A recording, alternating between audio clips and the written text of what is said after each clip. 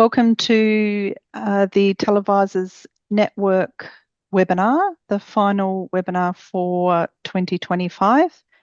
And we're all here for the launching of the proceedings of the 2024 Third Space Symposium. But before we do that, my name's Wendy Taleo and I'm hosting this session today.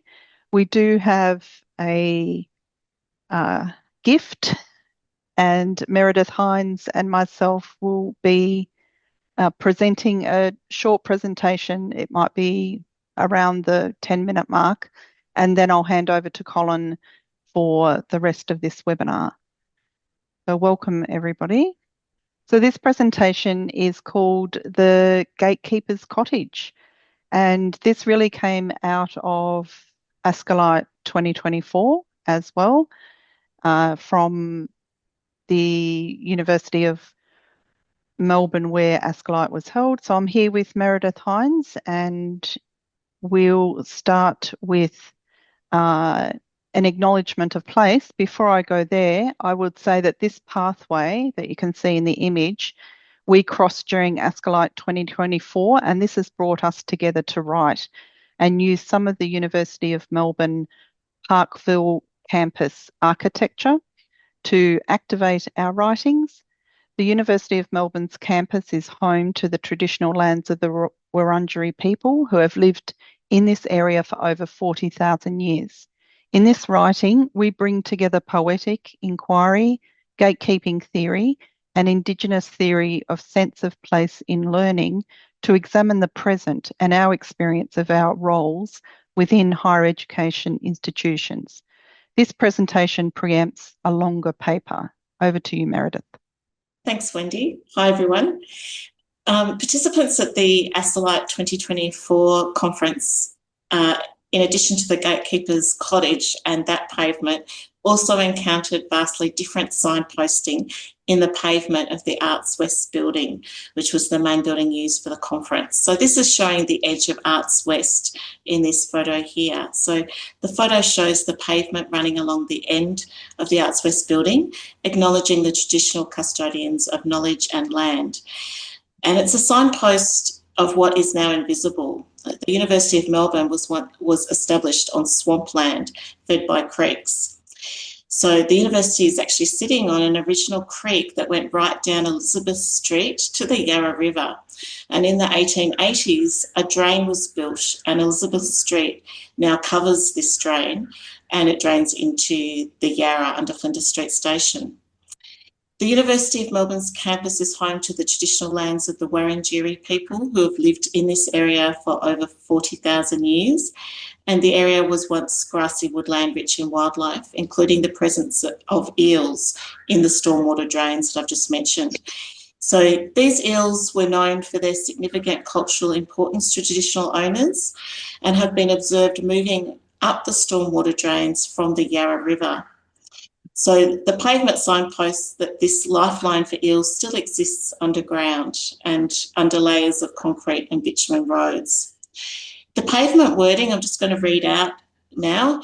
We respectfully acknowledge the traditional custodians of the land on which we stand, the Wurundjeri Willen people of the Kulin Nation, past, present and future.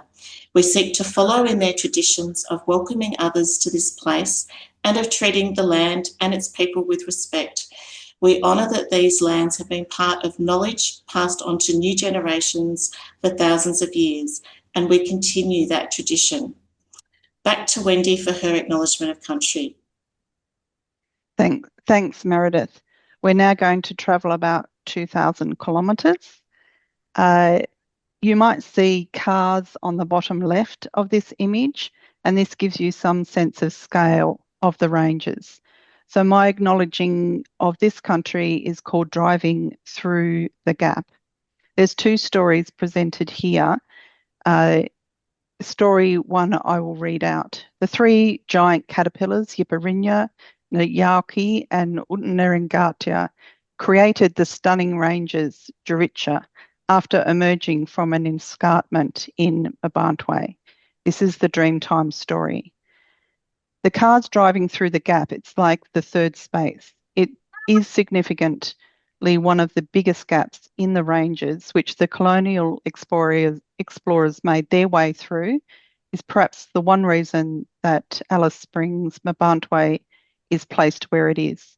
And there are many gaps in the ranges, but none big enough for a train, 2 lanes of traffic, a footpath, and we use these acknowledgements of country as a way of acknowledging our space.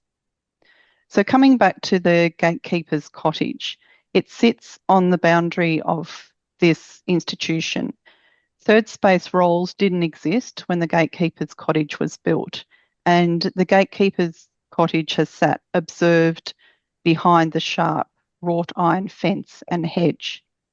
The blackout poem on the screen says, Gatekeeper's Testament is significant alongside the layout of the architectural campus. This poetry was created from the Heritage Council article for the Gatekeeper's Cottage. So I will pass to Meredith in a minute, and the gatekeeper is the protector of boundaries, the guardians of knowledge systems, the custodians of knowledge, and the filter of information abundance.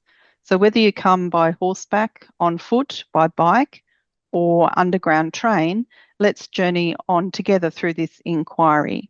The next slides hold 2 poems. Firstly, Meredith will share her poem and images, and then there's a pause between our poems. Over to you, Meredith. Thanks, Wendy. Just before I read my poem, I'd like to set the scene for those of you who weren't at ASTOLite 2024 and introduce you to the atrium of the Arts West building, which was the venue for ASTOLite 2024. As for me, it is in many ways a visual representation of how I experienced navigating in the terrain of my role working in the third space. So this is a truly curious building in many ways and heralds some of the same curiosity we take in approaching teaching and learning activities in our work. The exterior hoarding fins of the building are encased with images from the university's cultural collection, and there's display cabinets with objects dotted throughout the interior of the building on each floor. It might not be clear from this photo, but Arts West is actually 2 buildings joined together, or one building with 2 distinct wings, where the floors do not join on every level. It is easy to get lost. For many years, my team were located at the very intersection of the 2 buildings in the digital studio. The building is a fusion of old and new architectural references with some surprising elements throughout. And if we just, I'll just go start reading my poem now. So who are the blended professionals and where do they sit in the hierarchy of a hierarchical institution? Where is their space? Is it liminal? Staircases at various angles, a staircase with no destination, floors that don't intersect. Blending in, we are chameleons on tartan carpet and on tartan wallpaper, and sometimes at the same time. Our space is often defined by others. Our roles are misunderstood. Suffering from imposter syndrome, our value needs to be justified, our work invisible. Adapting to our conditions, our senses alert to the challenges and complexities. We blend in, we nudge and influence, we stand out. Is there no enduring legacy, no permanent visibility, no collective identity? The third space is emerging, but also evaporating, expansive space, a career of squiggly lines. Once the edge of campus, now the centre of campus, the gatekeeper's cottage. Is contemporary gatekeeping being able to authenticate to the university's network? Digital footprints, changing signposting, everything moves and shifts around us. Carving out space, a third space place. We invite you to take up a little more space and to find your place in the third space community as you navigate the terrain. Thanks, Meredith. So the gatekeepers theory was constructed in a time of digital scarcity. The gatekeeper needed to decide about what journalist stories made it and which ones were left on the cutting room floor. Now we deal with information abundance, and I'd reference here the Learning in the Age of Abundance book by Dave Cormier. I'll read my poem. Who are the gatekeepers and what robes do they wear? Entangled webs woven, who dons the cloak of care? Who are the gatekeepers? Are they hiding in open places? Where do they sit in the hierarchy? Do they blend into academic spaces? Embedded in stone, carefully designed and laid to monitor the learned gaze, these gatekeepers are paid. The door to the cottage is locked, barred, swipe card needed, storage only, a function retired, worn out, overgrown grass seeded. Entry to this hallowed ground, tree row alignment eye pleases, roots spreading under pruned turf and sun creeping through spread leaves. Where is our social voice, our curated identity? Who is the sum of our et al, defining our face of invisibility? Who dwells in the risky spaces, grounded and seated, moving and shaking a little to achieve the results needed? Who comes in and who goes out? What knowledge is protected by these walled gardens where learning is inspected? Where are the digital boundaries or borders of our sharing and connecting? Future generations creating signs requiring careful selecting. What boundaries can we walk together? Thank you. I'll now pass over to Colin for the launch of the proceedings. Thank you so much, Wendy. I think that, and Meredith, obviously, I think that really sort of helped to set the scene and capture some of the vibe of what we've all been working in. Assume everyone can see the slides. Just give us a thumbs up, please. Lovely. Thank you very much.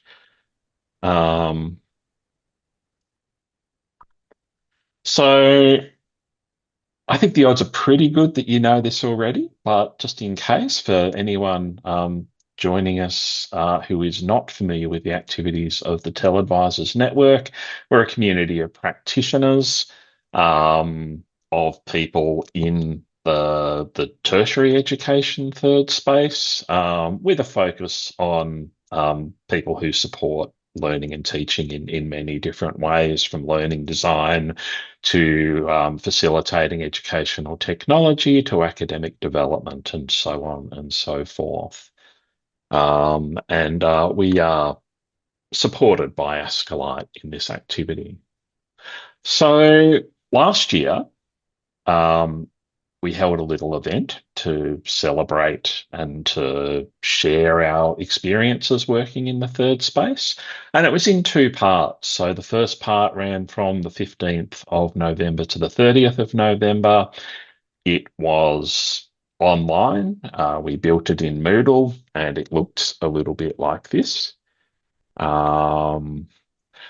A lot of the interaction occurred through the discussion forums in response to contributions that many people had made. I think we had something like, well, we had more than 50 contributions from people in this community, which really blew us away because, you know, when we started thinking about having this event, like we knew that, you know, there was a growing, you know, we'd been going to Ascolite for a few years and we'd been seeing that there were more and more and more presentations about different aspects of the third space.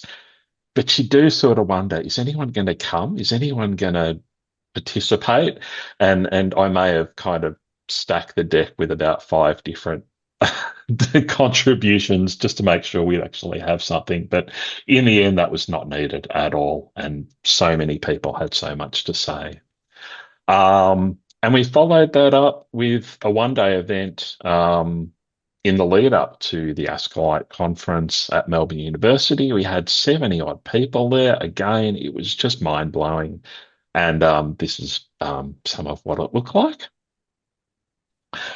So, in terms of the contributions that people made, we were able to identify themes in the things that people were, very keen to talk about.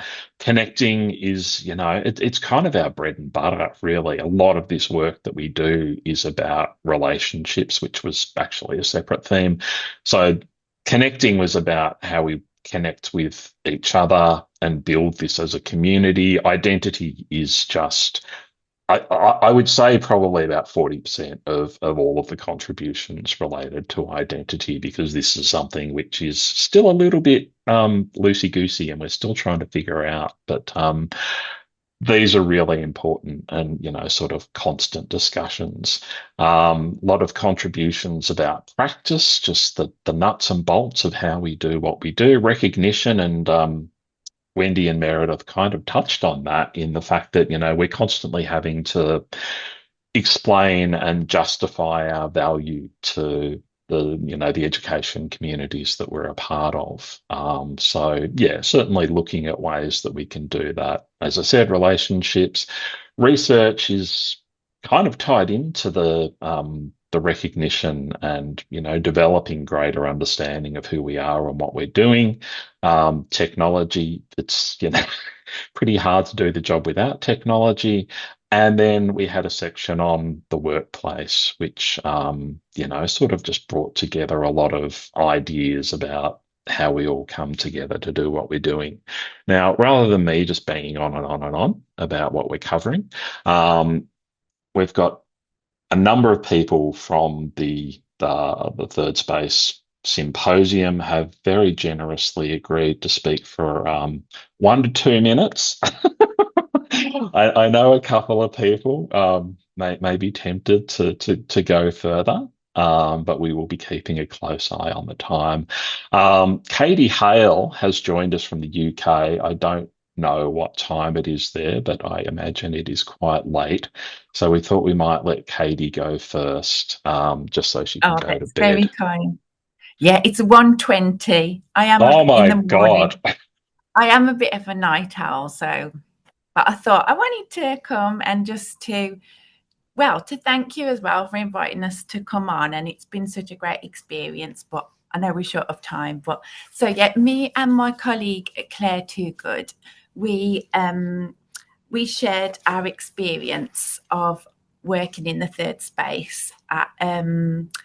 We'd written a case study, which was pre-publication, but then we shared it. And we reflected on our collaboration in the third space. So I am an EAP tutor, so English for academic purposes.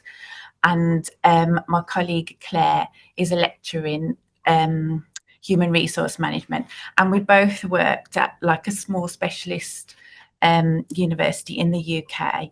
And so, yeah, we just kind of were reflecting on the collaborative approach that we took. And it was kind of at like 3 levels. One, this was following Dudley, Evans and St John in 1998. And first of all, we cooperated. So there's 3 levels: cooperation, collaboration and team teaching. So and we wanted to kind of show that you can collaborate and some at different levels, and you don't have to feel overwhelmed that it has to be like massive massive collaboration, but that you can, if you only have time to collaborate in small ways, you can. Or like us, we did actually do team teaching together. So we tried to show through our reflections that that it is possible and not to be overwhelmed by it. But one of the things that came out of our collaboration, which related to identity, is that we both really benefited from it, and it kind of built professional confidence, particularly with me, because I'm an EAP professional, and often in different universities that I've worked, I've kind of been moved about to different departments and not really knowing where we belong, and that kind of had an impact on me feeling confident enough to do things like research. But having collaborating in this third space with my colleague Claire, it kind of really gave me confidence, and together we then did more research together in the third space with students, co-created as well. So yeah, I just wanted to say, like, it was a really positive experience, and yeah, not to be, and people shouldn't feel overwhelmed by it. And we wanted to kind of encourage some of our colleagues to get on board with the third space collaboration as well. So, but I'll stop talking. Thank you so much, Katy, and we're so pleased to have you as part of this. Puva. Hi, everyone. Nice to meet everyone again. It's so wonderful to be back here, and excuse my cough and voice. I think I'm at the tail end of recovering from something like a chest infection.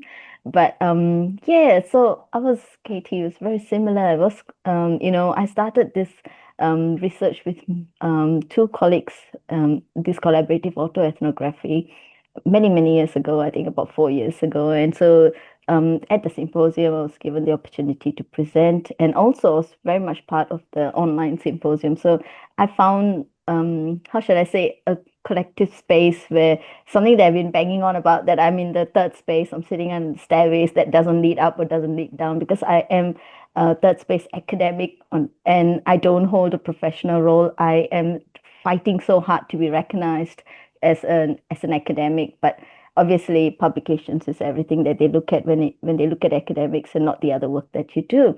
So that gave me an opportunity to present our work. Sadly, I've lost both of my collaborators through restructure and everything else. So I couldn't do much with the research that we did in this space, but it was a space for me and Mahin at that time to talk about our research. And it was great to see that we are not alone. So I think that was the positive experience for me as well. So yes, Colin, less than a minute, I think. Wow, yes. Thank you so much, Puva. Simone. So I will say I work with both Puva and Simone, and I may have lent on them just to make sure that we had some people here to talk about, but I'm so pleased that both of them were agreed. Well, you didn't lean too hard. So I'm representing our group, and we came together through the Escalite Community Mentoring Program, Women in Professional Leadership Program, which has been running over 2 years and comes to its conclusion this year. And when we got together, we were looking at our professional identities a bit like everyone else, and kind of not knowing where we were. So we decided to have a project for the year where we actually looked at our profiles on LinkedIn, and we created a poster, and off the back of that we ran a 30-minute workshop on some of the 4 implications that came out of the research that we were doing. So we were looking at other people's profiles and how to manage those, how people were networking for success. One of the things, as was pointed to in the poems, was managing imposter syndrome, how we would, as well as building brand and content strategy. So we ran this workshop, which we were pleasantly surprised was very well attended, and we had a lot of engaging discussions with like-minded people in these workshops, and agreed at the end that there were very limited research resources and career guidance, especially for women working in the third space. And this also provoked us to create a bit of a framework that we can map ourselves against, and hopefully will be helpful for others. So it was a lot about building our brand, our professional identities, and exploring that space, which a lot of other people seem to be doing as well. So that's what we did at the symposium last year, which was a fantastic day. Thank you so much, Sim. Colleen, and she is joined in the session by her colleague Naomi as well. Yes, thanks for the opportunity. And this sense of place was probably one of the things that that really resonates with us around our activity, which was about to trial or not to trial. So we explored the use of a technology called ThingLink, which we had been using across our academy and with our staff at various little pilots. But we were most interested in trying to find out what happens in other places. And you will know that this is a very supportive network of people. So being able to present at something like this and get some input from other people about how they introduce new technology into the academies and with their staff. We had sort of a central role in a new team, and so we were a little bit lost as to where we fitted. So we actually went into outer space so that we could actually give it a little bit more of a context and show that we were somehow connected but not connected. And so we put together a ThingLink asset, we connected it to a Padlet, and we invited people to share how they introduce technology. And we had about 5 different prompts for people to give us their feedback. I think what we discovered was that there is no one size or one process, or a process in some cases. So that was useful for us, and neither Naomi and I were in an academic role as such. So our role as researchers is very limited. We're both in different positions now, so that's perhaps something we can extend and build on. But yeah, we developed a tool. I think we can revisit that. I think we were trying to encourage people to look at some other technology as part of that process and see. And we were particularly interested in this tool because it had quite an accessible design that we could use. And yeah, I pass over to Naomi if she's got any other thoughts. I guess the main thought was the reason we spoke about whether we were invaders in the space or not is that there's that issue of, is the IT area the best area to be bringing these technology pilots in? We also had a learning environments team who managed our learning management system, and we sat in the middle. Whilst we were a central team, we sat in the academy, not over in the education division. So we sat closest to the academics. And so we really did feel like invaders because we didn't sit with IT, we didn't sit with the learning environments team, but we were the closest to the academics who had the use cases for the technology. And so we felt that we were in a good position to have these pilots. But that wasn't sort of shared across the other central areas. So we were really keen to see whether others felt like this, had this, did this. And as we've both discovered, having left the university that we originally built this in, is that some of our stuff isn't working. So apologies for that, like the voiceover with the mission instructions is not working. And we no longer have the link to the actual ThingLink, only the accessibility link. But the accessibility link shows you a really great way of how ThingLink can be used in an accessible manner for those people who can't necessarily access it in its full length. We are trying to get back our original stuff as we've transferred our licenses for ThingLink, but that will take some time. So apologies that it's not exactly how it was a year ago, but it's a very good learning curve of be careful when you're using your enterprise technology, and if you move on to other roles, and the fact that they may no longer work. I think that's probably an experience that everyone has had in this group at some point. And look, I mean, it was very much something that we were conscious of in trying to work out how we were going to publish this. You know, we're sort of looking at Pressbooks and then, well, what did Pressbooks goes under and where do you put it and how do you get longevity? So hopefully we found a solution for that. Thank you so much. Mark Parry. And I will say this was probably my favourite title of the entire episode. Thank you, Colin. When I first heard about the mysterious liminal third space and its relationship to educational developers working in higher education, I was very intrigued, and because it resonated immediately. I thought I'm familiar with this. I know what they're talking about. So after many years working in this space, I was glad that there was this acknowledgement and a dialogue that seemed to be emerging. So when there was a call for presentations, I very enthusiastically investigated.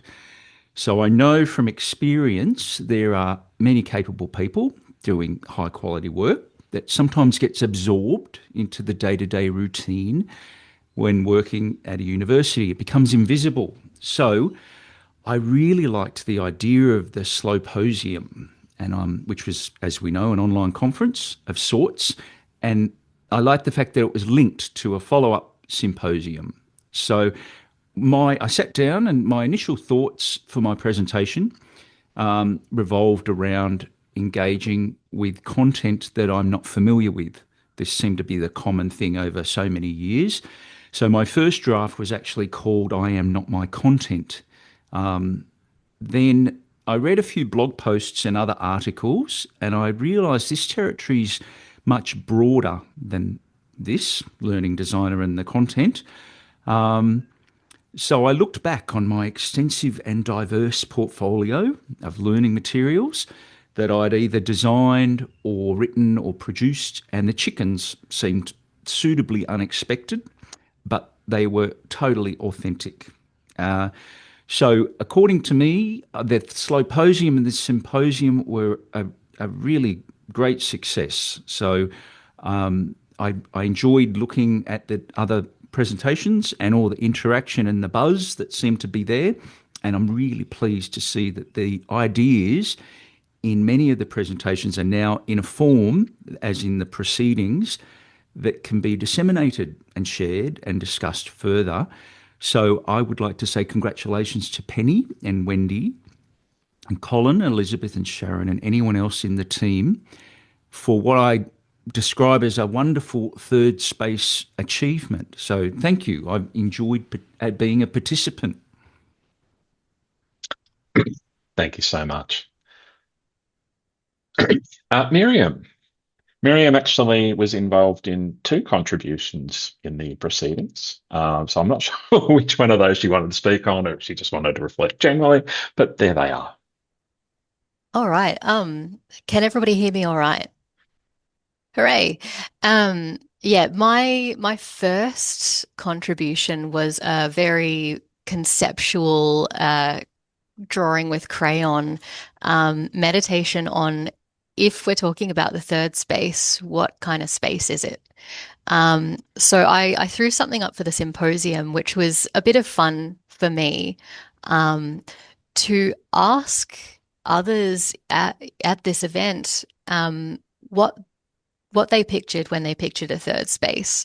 That was really interesting to me, to see the ways that sometimes it was depicted as not even a space. We could imagine an academic space, we could imagine a professional space, but we couldn't imagine where we actually are. Often we're sort of depicting ourselves as interlopers in one or the other, or in the margins, but never owning a space of our own. And I wanted to use that exercise as an opportunity to reflect on what would university spaces look like if we renovated them, to make an actual metaphorical, figurative space for the myriad work that we do. That was a lot more conceptual, I think. It was something I was riffing off some work on speculative inquiry that I was doing. Some words from Jen Ross really sparked my thinking here, that speculative methods enable us to contemplate conditions which may not yet currently exist, to provoke new ways of thinking and to bring particular ideas or issues into focus. What do we want our space to look like? Where do we want to be together? The other presentation that I was part of was really Asta's, and I got to enjoy and ride their coattails. This one was about third space allyship, and recognizing all of the different ways in which the intersections in our various professional and personal identities create additional spaces that we need to inhabit, or additional ways in which we are excluded from the spaces that do exist. So I won't speak for ASTA, but there were some really beautiful strategies and approaches for showing allyship, not for people who are like us, but for the people who are like themselves, and who share and differ from everyone in the academy in myriad ways that are powerful and transformative and difficult to hold space for. Thank you so much, team, for giving an environment, I was going to say, to creating a space for some of these ideas to live and be shared. And thank you to ASTA. I really enjoyed being part of that one. Thank you, Miriam. Steph Quirk. Hello. Thanks very much, Colin, for the invitation. It was interesting reflecting back on this. My colleague Jane unfortunately wasn't able to attend today. Jane and I developed a mural board, and of course, as we were just saying earlier, mural is no longer endorsed by Deakin, but anyway, we created an interactive mural board, and we also included in that 3 Zoom sessions, and essentially we wanted to look at our friendship, because Jane and I previously worked at a different organisation, a non-higher ed one, where we weren't divided into our academic, whereas Jane and me being the professional, into our sort of third space roles. So we wanted to sort of talk a little bit about our identities, and how perhaps our friendship works in the third space.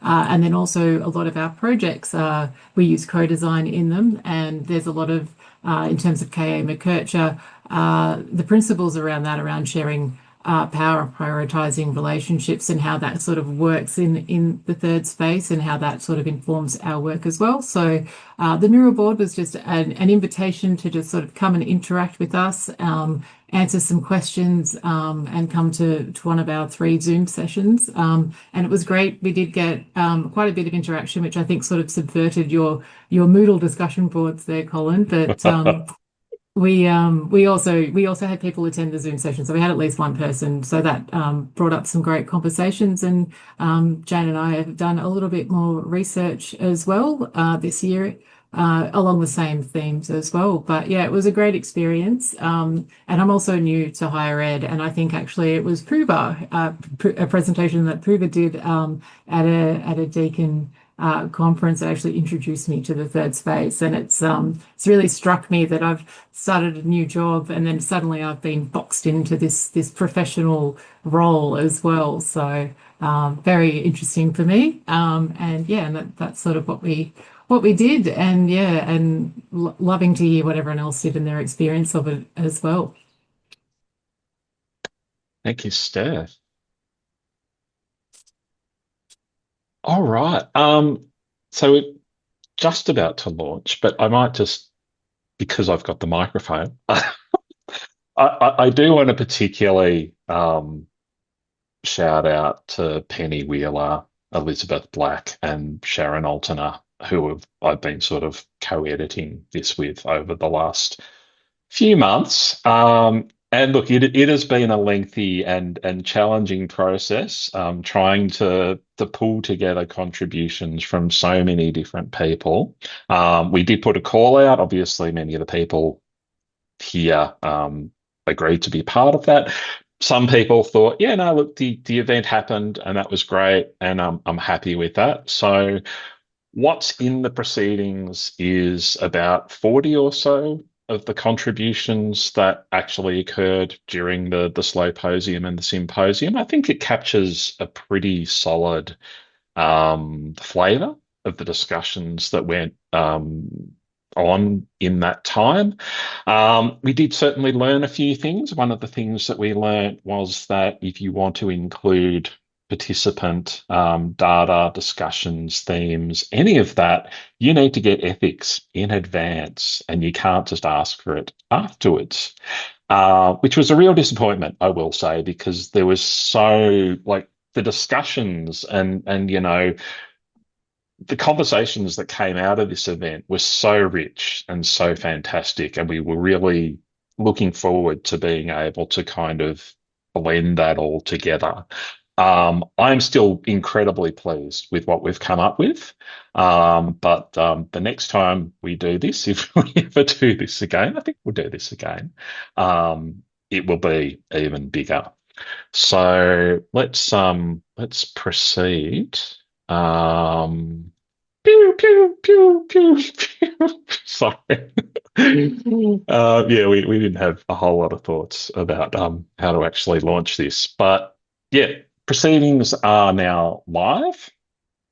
They live in a kind of an open educational resource sort of platform called Zenodo, which means that we've got a DOI, which means that these can be cited.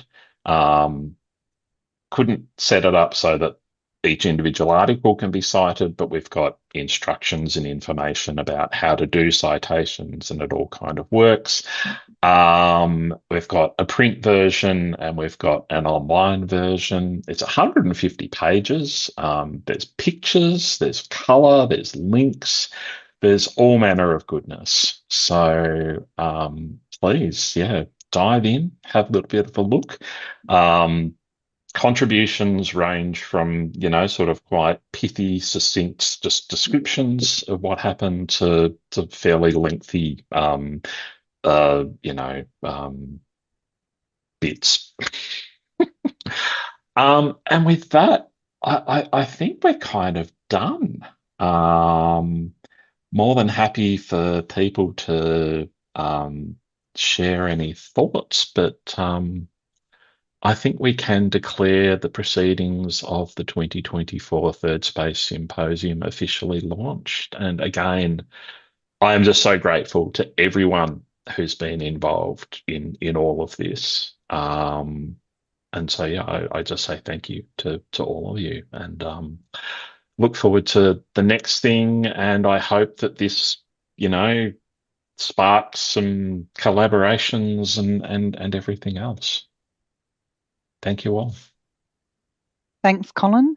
That concludes our webinar for this time this year, and we'll be back in this space.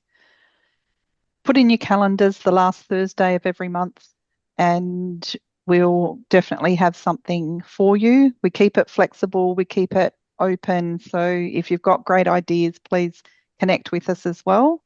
The conveners of TELedvisors is about the same next year as this year, and it's really fantastic to be able to work with a group of TELedvisors and be able to extend that out for the symposium and slowposium. Thanks, everyone.